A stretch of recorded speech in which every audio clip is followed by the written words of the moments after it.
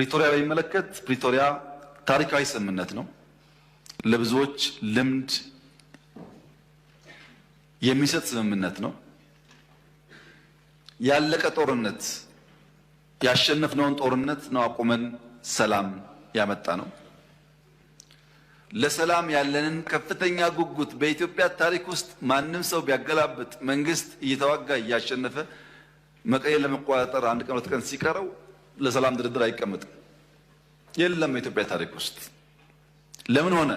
ሰላም ስለሚያስፈልግ። በዛ ሂደት ውስጥ በቀሩት ቀናት ውስጥ 5ም 10ም 20ም ሰው የሚሞት ከሆነ ወገን ነው የሚሞተውና ያ መቅረቱ ጠቃሚ ስለሆነ ነው ድርድሩ ያስፈልገው።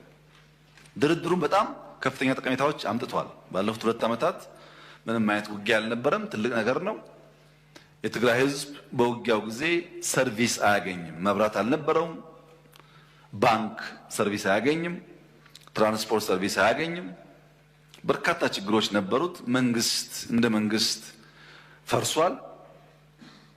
ያን መልሶ የሚያቋቁምና ቤዚክ ሰርቪሶች ፕሮቫይድ የሚያደርግ ኢንትሪም አስተዳደር መፈጠሩ በጣም ጠቃሚና ውጤታማ ተደርጎ ይወሰዳል።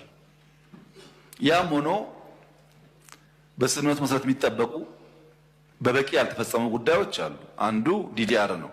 የተወሰነ ሙከራዎች ቢኖሩም ዲዲአር በተሟላ መንገድ አልተፈጸመም። ዲዲአር አለመፈጸሙ ፕራይመሪሊ የሚጎዳው የትግራይ ህዝብን ነው። ማስተማር፣ መቆፈር፣ አገር ማልማት የሚችሉ ወጣቶች በወታደር ስም ተቀምጠው ለትግራይ ክልል የሚሄደውን በጀት እንዳለ ለቀለብ የሚያውሉት ከሆነ ትግራይ ውስጥ ልማት አይመጣም ማለት ነው። በቢሊዮን የሚቆጠር ገንዘብ ነው ለነዚህ ሰዎች የሚውለው በየዓመቱ በየወሩ። ያ ገንዘብ ለልማት ቢውል በርካታ ጠቀሜታ ሊያመጣ ይችላልና ዲዲአሩ ለአጠቃላይ ሰላም ብቻ ሳይሆን ለትግራይ ህዝብ ተጠቃሚ ስለሚያደርግ በተሟላ መንገድ መፈጸም ይኖርበታል። የተፈናቀሉ በሚመለከት በራያ እና በጸለምት ጥሩ ስራ ተሰርቷል። በወልቃይት አካባቢ የተጀመሩ ጉዳዮች በተፈለገው ደረጃ አልሄዱም። አሁን በእኛ በኩል ማስተላለፍ የምንፈልገው መልእክት የፌዴራል መንግስት ከነገ ጀምሮም ቢሆን የተፈናቀሉ ሰዎች ለመመለስ ዝግጁ ነው። በዚያ ሳይድ በቂ ትብብር ከተደረገልን ፍላጎታችን ዜጎች ወደ ቄ መንደራቸው ሄደው የተለመደው ህይወታቸውን እንዲመሩ ነው። ያ እንዳይሆን እያደረገ ያለው ሂዩማኒቲ እና ፖለቲክስ በጣም ተቀላቅሎ ነው። በተፈናቀሉ ሰዎች ላይ የሚሰራ ፖለቲካ ጉዳት አለው።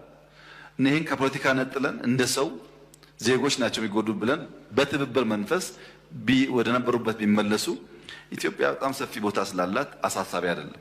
ከዚያ በኋላ የሚከተሉ ጉዳዮች ደግሞ በድርድር በውይይት እንዲፈጸሙ ማድረግ ይቻላል። ባለፉት 2 ዓመታት በፕሬዝዳንት ጌታቸው ረዳ በምክትል ፕሬዝዳንት ታደሰ ወረደና ጻድቃን ገብረትንሳኤ የሚመራው አድሚኒስትሬሽን 2 ዓመት ተጨማሪ ጦርነት እንዳይፈጠር 2 ዓመት ያሉ ጥያቄዎች በንግግር እንዲመለሱ ከፍተኛ ጥረት አድርገዋል።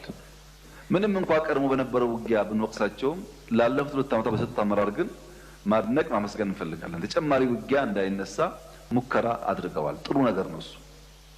ያ የሰጠናቸው የ2 ዓመት ጊዜ አልቋል። አሁን ስላለቀ የህግ ማሻሻያ የሚፈልግ ጉዳይ አለ። ተጨማሪ ጊዜ ስለሚጠይቅ ህግ መሻሻል አለበት። ህግ ሲሻሻል ደግሞ እስካሁን የነበረው አፈጻጸም መገምገም አለበት።